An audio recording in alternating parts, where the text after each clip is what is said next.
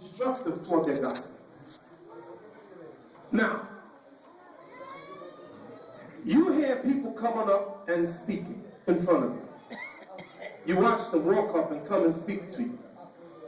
Question: what makes them able to speak? What makes a person able to walk? You may be tempted to say that God created me to walk and therefore I walk.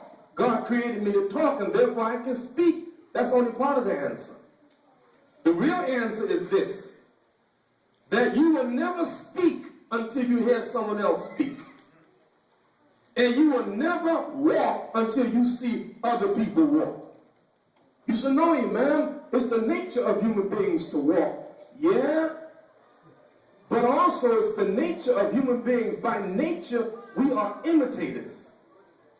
If you don't believe me, tonight when you go home, I want you to Google feral children, F-E-R-A-L, children. What is a feral child? A feral child is a child that's been neglected by his parents through drug addiction, alcoholism, to such a degree that the baby, rather than being raised by the parents, are raised by animals. There's been 100 cases of feral children on our planet. There was once a girl, they called her a wolf girl.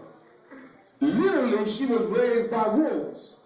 And she never stood up and walked. She ran on fours just like a wolf.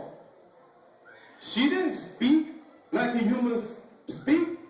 She howled like a wolf. Animals, children raised by monkeys act just like monkeys. Those raised by dogs act like dogs. Those in the environment of birds, they speak like birds. So what does that mean?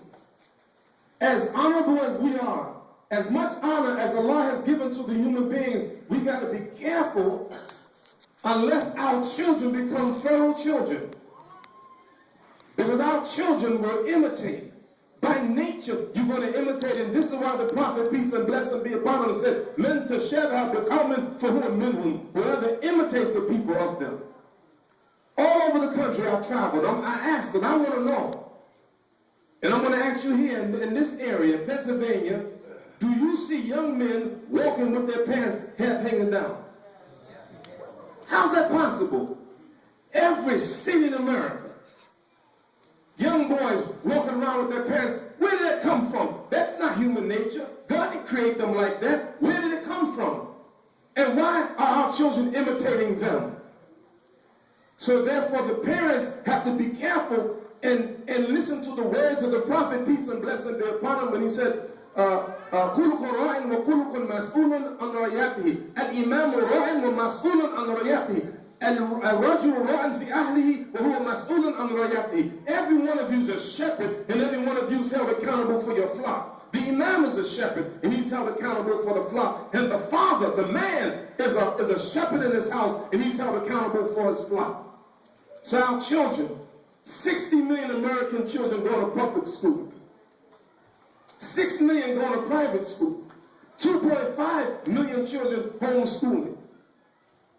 5%, less than 5% of Muslim children going to a Muslim school.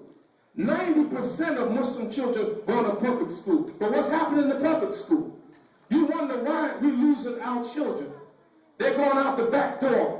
People like Brother Khalil, myself, and Hamza Yusuf, Zaid Shakir, Abdullah Hakim Quick, Abdul Hakim Jackson, we come to Islam in the front door. Allah bless us, we become Muslims, but the more we come to the front door, we got Muslims, our children, going out the back door and leaving Islam. Why?